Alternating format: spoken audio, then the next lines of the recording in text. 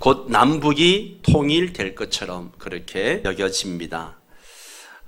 그러나 이제는 행동이 더 중요합니다. 회담이 중요한 것이 아니고 어떻게 행동하느냐가 중요하죠. 계속해서 나라와 민족 통일을 위해서 기도 많이 해 주시기 바랍니다. 남북 정상회담에서 약속한 것들이 구체적으로 이루어지고 그리고 통일로 이어질 수 있도록 남북이 통일되어지면 얼마나 좋겠습니까? 그래서 우리가 한민족이 되어서 다시 한번 하나님께 영광 돌리고 또 선교한국으로 쓰임받는 그런 은혜가 있기를 원합니다.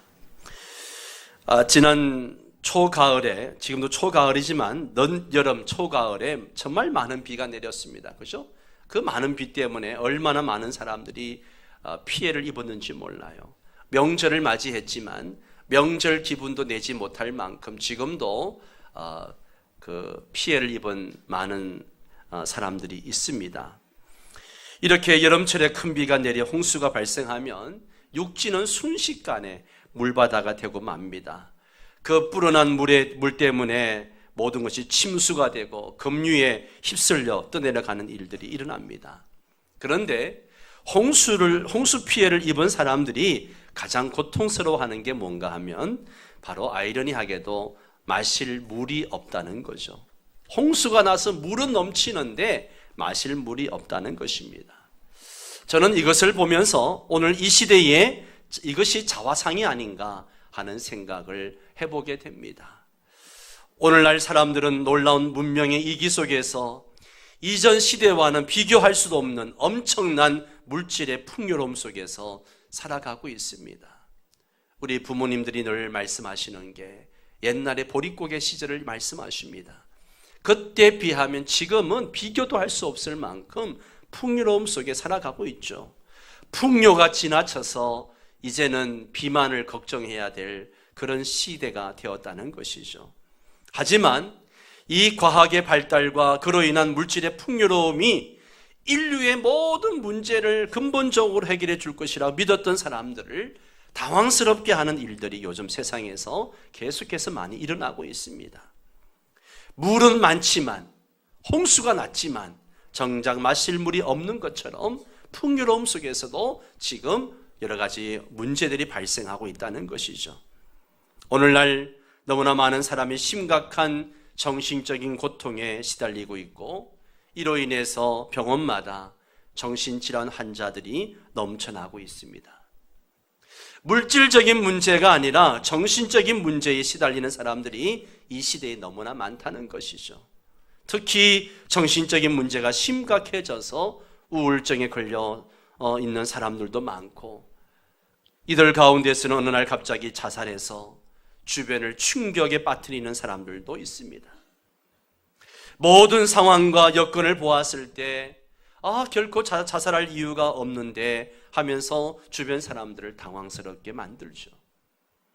물질적인 것이 모든 것을 다 해결해 줄 알았는데 그것이 아니라는 것이죠. 사람이 떡으로만 살 것이 아니요 하나님의 말씀으로 살아야 된다. 이 말씀이요 생명의 필수 요건임을 가르쳐 주는 말씀이라는 거죠. 신명기에 나온 말씀대로 이스라엘 백성들이 풍요와 행복을 누리던 시대는요, 하나님의 말씀이 충만했을 때, 그 말씀이 풍성했을 때 그들 가운데 그러한 삶의 열매들이 있었다는 거죠. 말씀이 풍성할 때 나라가 부강하고 백성은 평안했었습니다.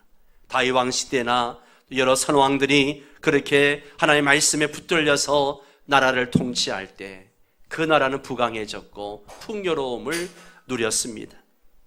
반대로 하나님의 말씀을 떠나 세상 것을 사랑하고 헛된 우상을 숭배할 때 이스라엘 백성들에게는 고난이 찾아왔었습니다.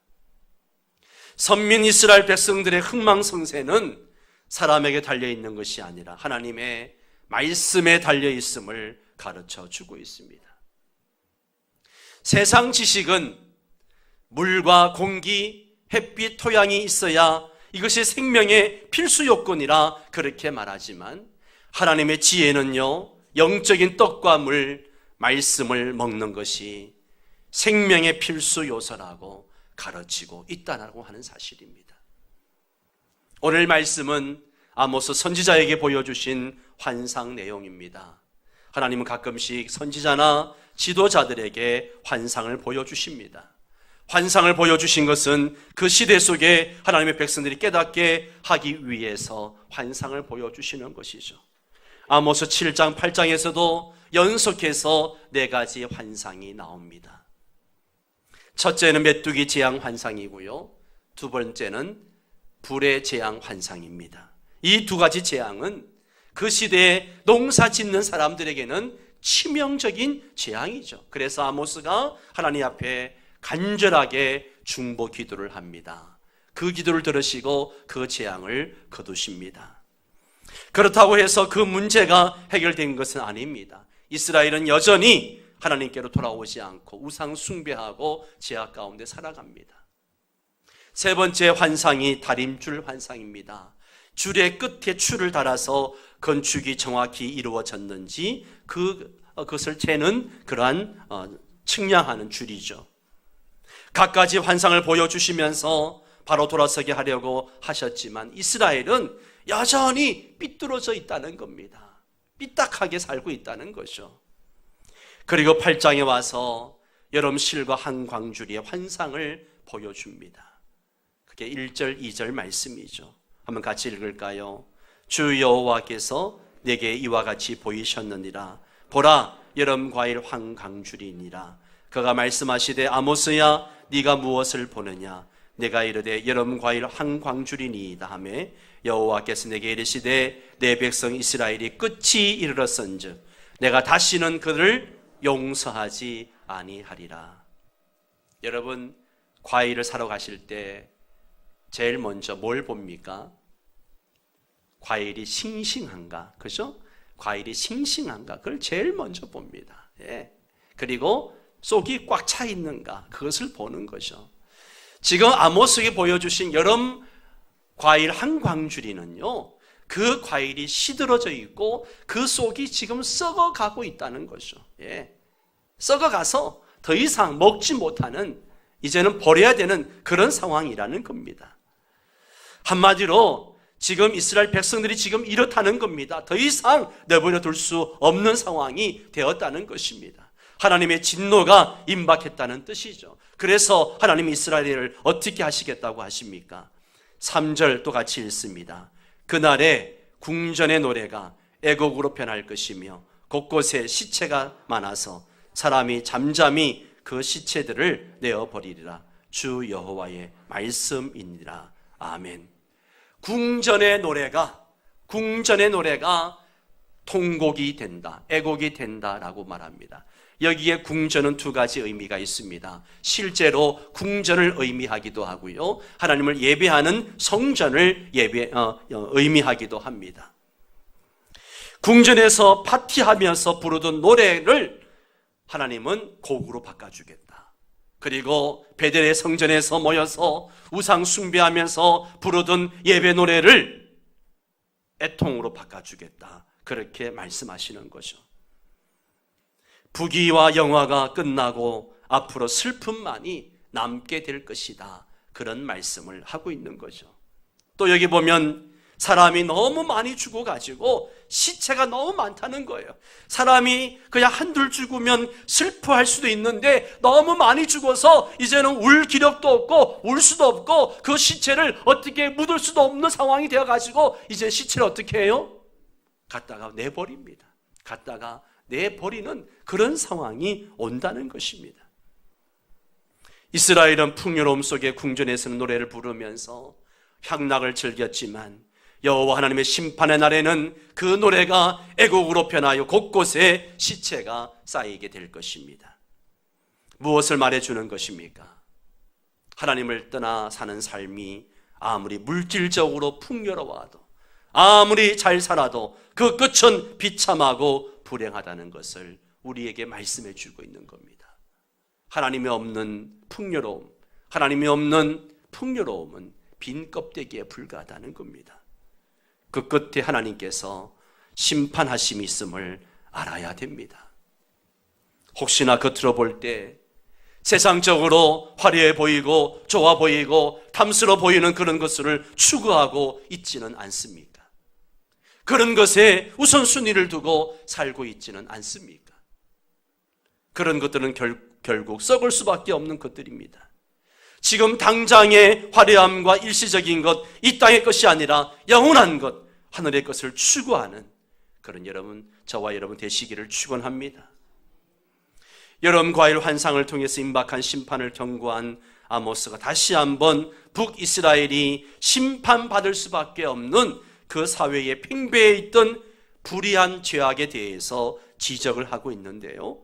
5절 6절 말씀을 봅니다. 같이 읽습니다.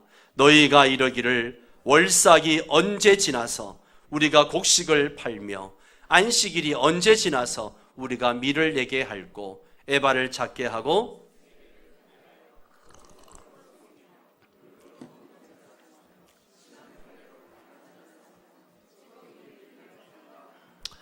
자, 이 4절부터 14절까지는요 아모스의 마지막 설교입니다. 그러면서 북이스라엘의 죄를 지적을 하죠. 북이스라엘의 죄가 뭐냐?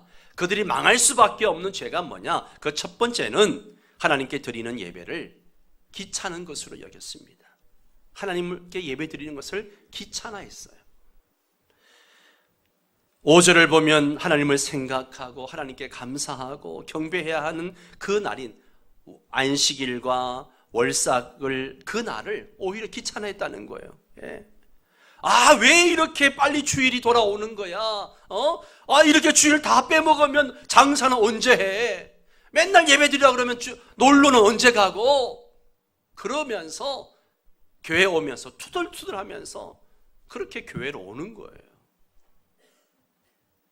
여러분 가운데 그렇게 지금 오신 분 안 계시나요? 네? 장사해야 되는데 지금 또 교회 가야 되고 안 오면 또 맨날 전화하고 오라고 눈치 보이고 감사와 기쁨은 없고 귀찮은 것으로 여기며 억지로 하나님을 예배했다는 겁니다. 여러분 오늘 혹시 여러분의 마음에 조금이라도 이런 마음을 가지고 있지는 않습니까? 주일이 기대가 되고 기다려지고 하나님을 예배하는 것이 기쁨이 되어야 되는데 주일이 그냥 스트레스 받는 날이 되고 억지로 하나님을 예배하는 날이 되고 그렇진 않습니까? 주일을 온전히 성수하시기 바랍니다. 혹 장사하더라도 주일에는 문을 닫으십시오. 주일은 오직 하나님을 예배하는 일에만 집중하리라 결단하시기 바랍니다. 주일을 사사로운 일로 범하지 않기를 바랍니다. 주일에 여행을 가고 놀러 가고 사람을 만나고 하는 그런 나의 즐거움, 나의 만족, 나의 이익을 위해서 사용하지 마시기 바랍니다. 이 날은 주의 날입니다. 나의 날이 아닙니다. 하나님을 예배하는 날입니다. 여러분이 하나님을 존중히 여길 때 하나님께서 여러분을 존중히 여겨주십니다. 아멘입니까? 내가 하나님을 존중히 여기셔야 돼요. 그래야 하나님이 나를 존중히 여기셔서 내 삶을 축복하시고 내 생업을 축복하시는 거죠. 내가 하나님을 무시하는데 하나님 나를 축복하시겠습니까? 절대 축복하지 않습니다. 또 5절에 보니까 에바를 작게 하고 그랬습니다. 이들에게는 어떤 것보다도 물질이 우선이었습니다. 재물이 우선이었어요. 탐욕의 죄가 있었습니다. 에바라고 하는 것은요 곡식의 양을 재는 측정하는 도구입니다. 우리나라 식으로 얘기하면 되를 얘기하죠. 쌀을 한 대, 두 대 우리가 옛날에 그렇게 팔아먹었지 않습니까? 그런데 되를 작게 만드는 거예요. 그래놓고 똑같은 한 대라고 이야기하는 거죠. 곡식의 양을 덜 주는 겁니다. 저울을 속여서 적게 달아주는 거예요. 그래서 이윤을 더 남기겠다는 거죠. 그리고 여기 보니까 세겔을 더 크게 하여 라고 말합니다. 세겔은 그 당시 화폐였던 은의 무게 단위였습니다. 예를 들면 은 10g이 한 세겔이라고 합시다.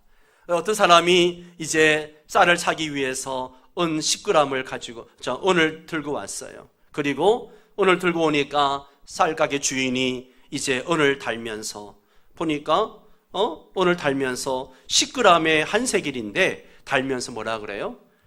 11g, 12g을 가지고 한 세겔이라고 속입니다. 그리고 쌀을 퍼줄 때는 어떻게 해요? 되를 작은 걸 만들어 가지고 퍼주는 거예요. 예. 무슨 이야기입니까? 물건은 적게 주고 돈은 많이 벌고, 양은 적게 주고 돈은 많이 받고, 이건 장사꾼이라면, 사업을 하는 사람이라면 누구나 가지고 있는 그런 마음 아니겠습니까? 그런데 문제는요, 하나님이 이런 마음을 싫어하신다라고 말씀하셔요. 싫어하신다. 자기밖에 모르고 자기 이익만 챙기고 자기 이익만 따지는 사람, 돈밖에 모르는 사람 싫어하시는 겁니다. 하나님은 그것이 당장 내게 큰 이익을 갖다 주지 않을지라도 하나님의 백성이 정직하기를 원하십니다. 아멘입니까? 정직하기를 원하세요. 정직한 경제활동을 하기를 원하십니다. 그런 식으로 아주 교활하고 약삭빠르게 살기를 원치 않으세요. 또 6절을 보세요. 은으로 심지어 신한 켤레로 가난한 자를 사서 노예로 삼습니다. 그리고 찌꺼기 밀을 어떻게 한다고 그랬어요? 팝니다. 예, 팔아요. 여러분, 찌꺼기 밀은요, 팔아야 되는 게 아니고 그냥 버려야 되는 겁니다. 그런데 그걸 가난한 사람들에게 돈 받고 파는 거예요. 먹을 수도 없는 것을 돈 받고 파는 겁니다. 하나님을 믿는다 그러면서 전혀 가난한 자, 궁핍한 자를 돌보지 않는 모습, 오히려 자신의 탐욕을 충족시키기 위해서 가난한 사람들을 착취하고 있는 모습, 하나님이 이게 너무너무 싫고 너무너무 경멸스럽다는 것이죠. 아모스는 특별히 궁핍한 자와 가난한 자에게 관심을 갖고 있습니다. 여기서 궁핍한 자라고 얘기하는 것은 경제적 도움이 필요한 가난한 자들을 의미합니다. 여기서 또 가난한 자라고 하는 것은 경제적 빈자들 뿐만 아니라 사회적으로 남들에게 찌밟히고 있는 비천한 계급에 속한 사람들을 의미하기도 합니다. 하나님께서 제일 싫어하시는 것이 바로 가난한 자, 약한 자들을 멸시하고 괄시하는 겁니다. 어렵고 가난한 사람들을 짓밟고 망하게 하는 자들에게 하나님께서 지금 말씀하시는 거예요. 아모스는 가난한 자들에게 대한 착취를 책망하고 있습니다. 당시 사회적 분위기를 보면 지도자들만 그렇게 하는 것이 아니고요, 사회 곳곳에, 시장 안에서도 그러한 일들이 벌어지고 있었다는 것이죠. 돈이면 다 된다는 겁니다. 돈보다 사람이 훨씬 더 중요한데 돈으로 사람을 사고 팝니다. 그런데 하나님을 믿는다고 하면서 어떻게 이런 죄악을 범할 수 있을까요? 하나님의 선민이라고 하는 사람들이 어떻게 이런 죄를 범할 수 있을까요? 결국요, 하나님과의 관계가 무너지니까요, 사람과의 관계도 다 무너지는 겁니다. 하나님을 예배하는 삶이 무너지니까 그냥 다 무너지는 거예요. 기준이 없어지는 겁니다. 사람보다 돈이 더 중요해지고 예배보다 돈이 더 중요해지게 된다는 거죠. 그렇게 되니까 사회는 걷잡을 수 없을 만큼 타락해지게 된다는 겁니다. 사랑하는 성도 여러분, 하나님 앞에 온전한 예배자가 되시기 바랍니다. 예배가 바로 서야 돼요. 예배가 바로 서야 됩니다. 하나님과의 관계를 더 깊이 가지시기 바랍니다. 그래야 내가 무너지지 않습니다. 그래야 내가 바르게 살아갈 수 있습니다. 8절부터는 이스라엘을 향한 하나님의 심판의 내용이 나옵니다. 여러 가지 자연재해로 심판하시겠다는 거예요. 그 재앙이 얼마나 끔찍한지를 보십시오. 10절을 같이 읽습니다. 너희 절기를 애통으로, 너희 모든 노래를 애곡으로 변하게 하며 모든 사람에게 굵은 배로 허리를 동이게 하며 모든 머리를 대머리가 되게 하며 독자의 죽음으로 말미암아 모든 노래를 통곡으로 변하게 하고 독자가 죽는 것 같은 애통이 있게 하겠다는 거죠. 하나밖에 없는 자식이 죽었다고 생각해 보세요. 그런데 이런 고통은요, 견딜 수 있습니다. 그런데 더 큰 심판이, 더 큰 고난이 닥쳐옵니다. 그게 뭐예요? 그 재앙이 뭡니까? 바로 영적 기갈, 말씀을 듣지 못하는 영적 기갈이 올 것이다 말씀하고 있습니다. 11절을 같이 읽습니다. 주 여호와의 말씀이니라. 보라, 날이 이를지라 내가 기근을 땅에 보내리니 양식이 없어 주림이 아니며 물이 없어 가람이 아니요 여호와의 말씀을 듣지 못한 기갈이라. 갈증에는 세 가지가 있습니다. 육체적 갈증이 있습니다. 육체적, 그것이 물질적이든 아니면 어떤 것이든 육체적 갈증이 있어요. 그리고 지적 갈증이 있습니다. 지적인 갈증이 있어요. 그리고 영적인 갈증이 있습니다. 여러분, 이 세 가지 갈증 중에 어떤 게 가장 최고의 갈증일까요? 대부분 사람들은 육적인 갈증이지라고 이야기합니다. 육적인 갈증, 육체적인 갈증. 그러나 아닙니다. 인간에게요, 최고의 갈증은 영적인 갈증입니다. 실제로 하나님의 백성들이 당한 최고의 고난과 갈증은요, 말씀을 듣지 못한 기갈이었습니다. 말씀의 기갈이야말로 하나님의 백성들에게 최악의 상황이고 제일 고통스러운 재앙입니다. 그런데 안타까운 것은 성도들이 말씀을 듣지 못한 기갈을 이해하지 못한다는 거예요. 육적으로 풍요로우면 그걸로 만족하고 그걸로 감사하고 그런 것 때문에 감사하지, 말씀의 기갈을 당하고 이런 것을 당하면서도 이런 걸 느끼지 못하는 경우가 너무 많다는 거죠. 말씀을 준비하면서 우리 성도들이 영적 기갈을 좀 알아야 되는데, 이 말씀의 의미를 알아야 되는데 안타까움이 있습니다. 일주일 내내 있으면서 말씀을 먹지 않고 살아도 잘 살고 있다라고 생각을 합니다.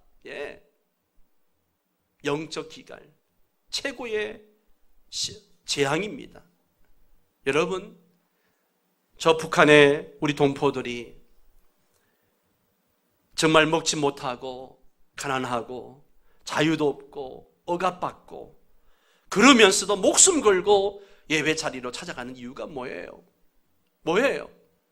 말씀을 듣지 못하면 죽을 것 같은 영적 기갈이 있기 때문에 동굴 속으로, 산 속으로 들어가서 예배를 하고 있는 거예요.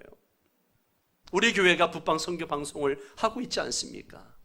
라디오를 보급하는 일에 우리가 동참하고 있습니다. 그 후기를 들어보면요, 기가 막혀요. 여러분, 라디오 한 대를 놓고 그 동굴 속에서, 그 산 속에서 라디오 교회를 만들어서 예배를 드려요. 왜 그래요? 말씀을 듣지 못한 기간이, 고통이 크기 때문에 목숨 걸고 예배 자리를 지키는 거죠. 영적 기갈은요, 하나님께서 당신의 백성들에게 내릴 수 있는 최고 크고 무서운 재앙입니다. 그러므로 아모스 선지자를 통해서 하나님의 백성들이 하나님의 말씀을 듣지 못하는 게 얼마나 치명적이고 고통스러운가를 대변하고 있는 겁니다. 오늘날 우리도 그렇지 않습니까? 물질과 세상 것에 대하여 목말라 합니다. 그죠? 물질과 세상 것에 대해서 목말라 합니다. 사업이 잘 되어야 되고 건강해야 되고 모든 기업이 번성해야 합니다. 그렇게 간청하죠. 내 자녀는 무조건 잘 되어야 합니다. 내 자녀를 위해서라면 어떤 희생도 치를 준비가 되어 있습니다. 그러나 영적 갈급함에 대해서는 무관심하다는 거예요. 무관심하다는 거예요.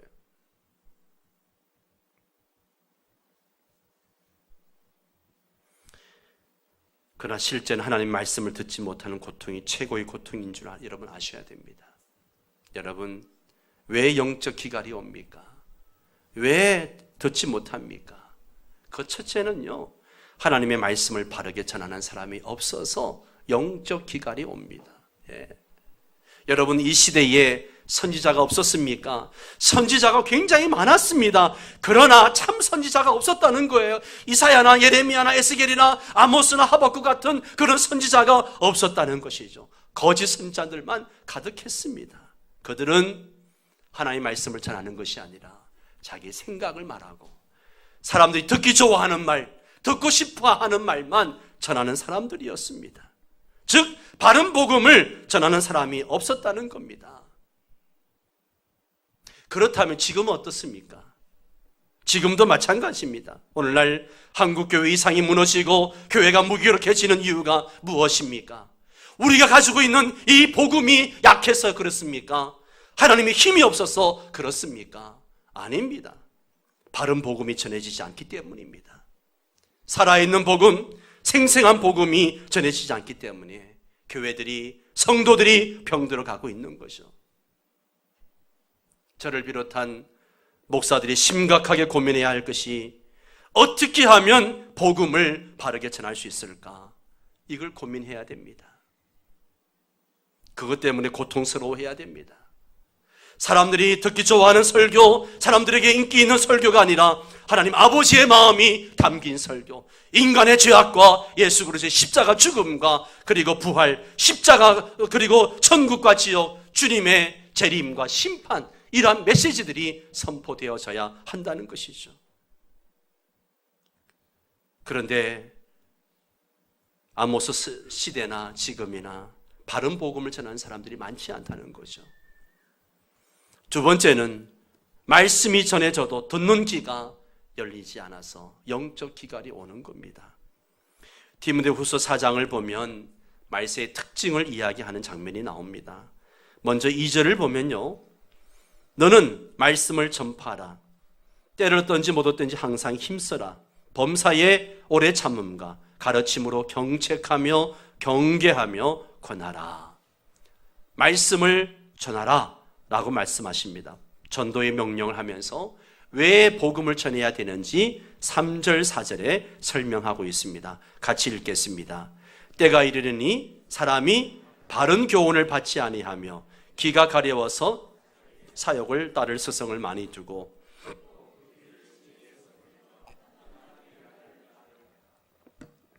자, 여기 보면 마지막 때가 되면 사람들이 바른 교훈, 즉 복음을 듣지 않는다라고 이야기합니다. 바른 교훈을 받지 않습니다. 이유가 뭐예요?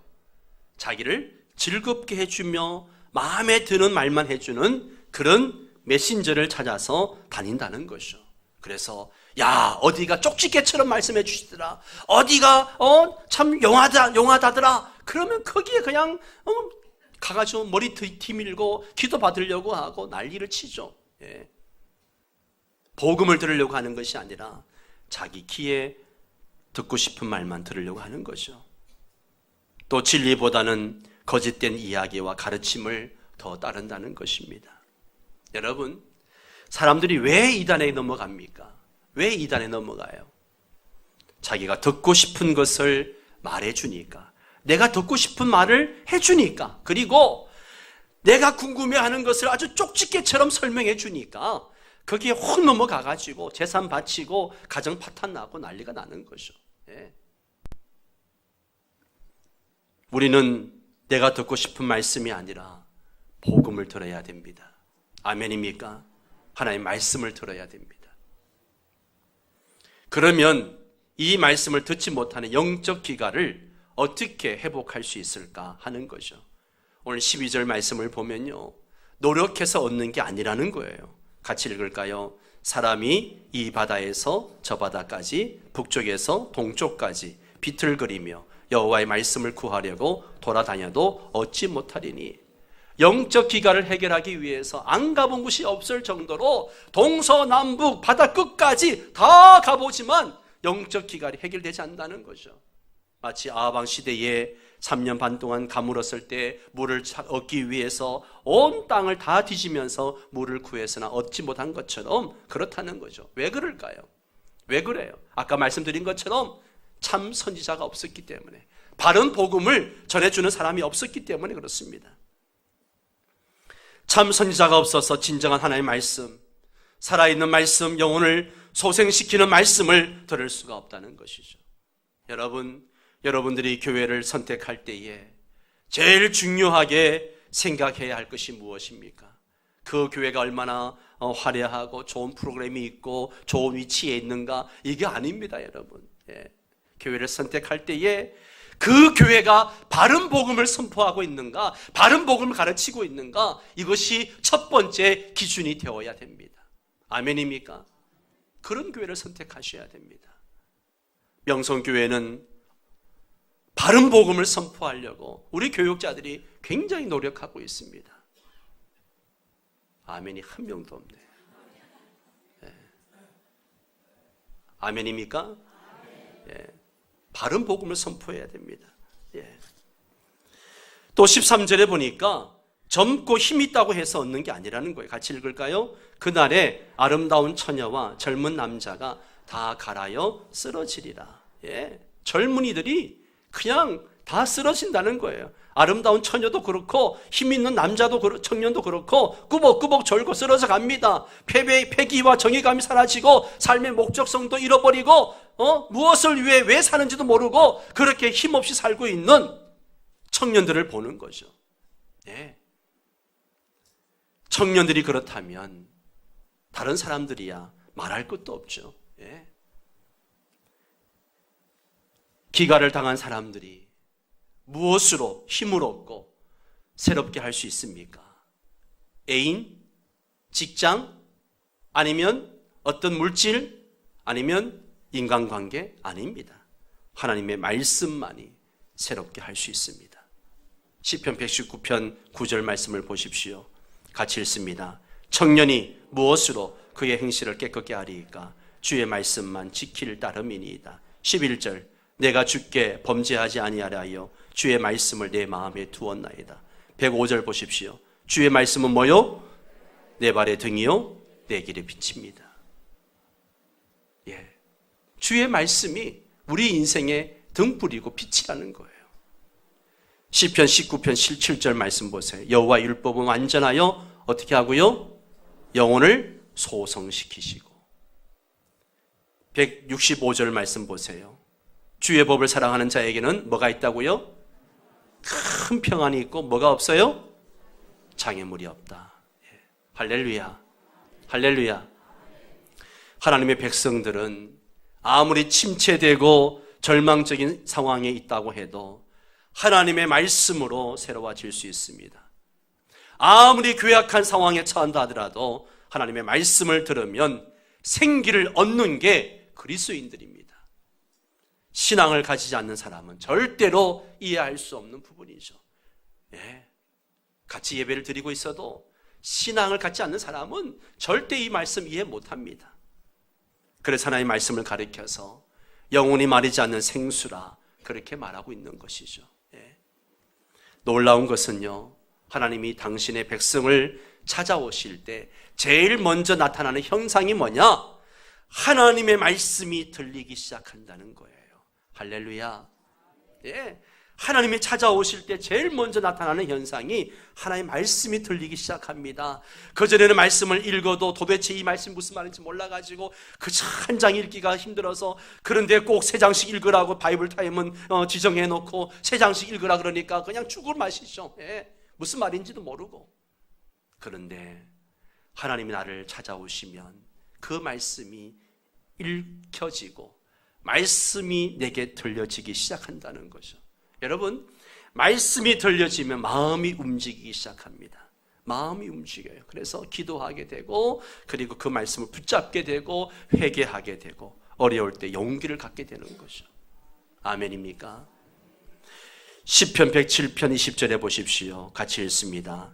그가 그의 말씀을 보내어 그들을 고치시고 위험한 지경에서 건지시는도다. 하나님께서 당신의 말씀을 보내서 우리를 고치시고 위험한 지경에서 건져주신다라고 말씀하십니다. 자, 그러면 어떻게 회복할 수 있는가? 어떻게 회복할 수 있는가? 여러분, 먼저 말씀의 가치를 회복해야 돼요. 말씀의 가치, 말씀의 가치를 알아야 돼요. 먹고 마시는 것보다 중요하다는 것을 알아야 됩니다. 이거 모르면요, 절대 영적 기갈 해결을 할 수 없습니다. 이스라엘 백성들은 장사하고 사업하고 농사일하고 하는 것에 우선순위를 뒀기 때문에 말씀을 등한히 하다가 말씀의 기근을 맞게 되었습니다. 세상에서 더 멋진 삶을 살려고 하다가 하나님의 말씀을 등한히 했습니다. 그들은 세상에서 말씀을 몰라도 얼마든지 잘 살 수 있다라고 생각했습니다. 그들이 잘 살고 못 살고 하는 것은 하나님에게 달려있는 것이 아니라 세상에 달려있다, 그렇게 생각했던 것이죠. 40년 광야 생활을 했던 이스라엘을 보십시오. 아무것도 없는 광야, 그 무서운 광야에 그들이 살았습니다. 하나님이 인도하시는 대로 갔습니다. 그때는 만나를 내려주시기도 하시고 메추라기를 먹게 하시고 반석에서 물이 나게 하셔서 갈증을 해결하게 해주셨습니다. 그러나 자기 뜻대로 하려고 했을 때 그들은 고통을 당할 수밖에 없었었죠. 그래서 그들이 광야에서 깨달은 교훈이 뭐예요? 사람이 떡으로만 사는 것이 아니라 하나님의 입으로 나오는 모든 말씀으로 살 것이니라. 이것을 깨닫게 된 것이죠. 그렇습니다. 말씀의 가치를 회복할 때 영적 갈증을 해결할 수 있다는 것이죠. 두 번째는 하나님의 중심의 신앙을 회복해야 합니다. 하나님 중심의 신앙, 우상 숭배보다도 하나님 중심의 신앙생활을 해야 돼요. 이들을 무기력하게 만든 것이 뭐냐? 우상 숭배입니다. 14절 말씀을 보세요. 같이 읽습니다. 사마리아에 죄된 우상을 두고 맹세하여 이르기를 다나 내 신들이 살아있음을 두고 맹세하노라 하거나 브엘세바가 위하는 것이 살아있음을 두고 맹세하노라 하는 사람은 엎드러지고 다시 일어나지 못하리라. 아멘. 사마리아의 우상과 브엘세바에 위하는 것들이 사람들의 마음을 빼앗았습니다. 북방 이스라엘은 여로보암의 지도하에 예루살렘을 찾지 못하게 했습니다. 대신에 에발산에 산당을 짓고 우상을 두고 그것을 섬기게 했습니다. 이들이 사마리아와 브엘세바를 찾는 것은 그곳에 가면 뭔가 영험한 것이 있는 일들이 일어날 것이라고 하는 그런 생각을 했기 때문에, 그래서 전역이 우상 단지였습니다. 결국 우상들 때문에 그들이 망하게 되는 것이죠. 그러나 하나님 중심의 삶을 회복하게 될 때 말씀을 회복하게 된다는 사실입니다. 말씀은 인격적으로 우리 가운데 역사합니다. 말씀을 주신 하나님을 제일로 여길 때 갈증에서 해방되고 은총의 샘을 얻습니다. 그러나 하나님은 둘째, 셋째로 여길 때 하나님도 그들을 버리셨습니다. 이 세상에서 가장 값진 일은요, 하나님의 말씀이 내 귀에 들리는 것입니다. 오일 석유보다도 흉년보다도 IMF보다도 홍수보다 더 무서운 것이 하나님의 말씀이 더 이상 들리지 않는 것입니다. 영적 갈증, 그리스도인들에게는 가장 큰 고통이죠. 오늘날 모든 성도들이 굉장히 중요한 기로에 서 있습니다. 그게 뭐 정치적으로 경제적으로가 아니고요, 말씀의 기로에 서 있습니다. 말씀이 살아있는 민족, 말씀이 살아 역사하는 교회, 그리고 말씀이 부여한 나를 세워야 합니다. 말씀이 살아 움직인다면 충만한 은혜의 역사를 이룰 수 있습니다. 이것이 부흥이고 생명의 역사입니다. 사랑하는 성도 여러분, 잘 살고 잘 먹고 하는 시대이지만 지금 영적인 눈으로 보면 이 시대는 영적 기갈에 사로잡혀 있는 그런 상황입니다. 그러니 우리는 다시 한번 말씀으로 일어서야 되고, 이 말씀이 우리 가족들에게, 우리 주변 사람들에게 흘러갈 수 있도록 그 역할을 감당할 수 있어서 영적 기갈을 해소하는 여러분 되시기를 주의 이름으로 축원합니다. 다 함께 일어나셔서 우리 516장 찬양 드립니다.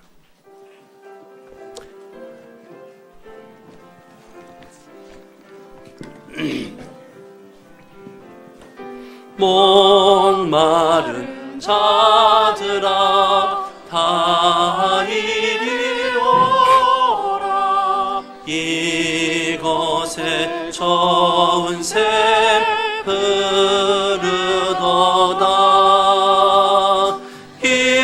힘쓰고 애씀이 없을지라도 이 샘에 오며 다 마시겠네. 3절 생명수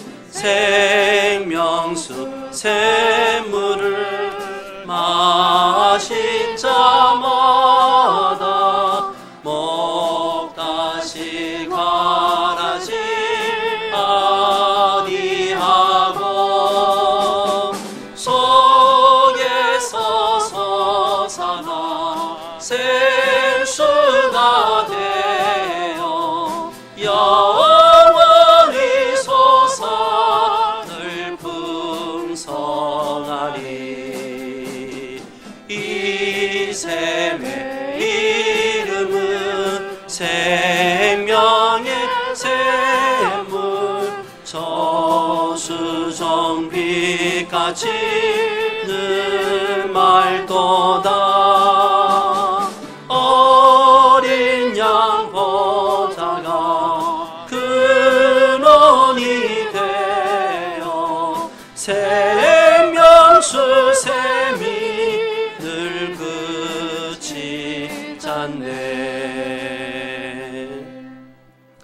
성도 여러분, 혹시 여러분 중에 영적 기갈에 빠져 있는 사람이 있습니까?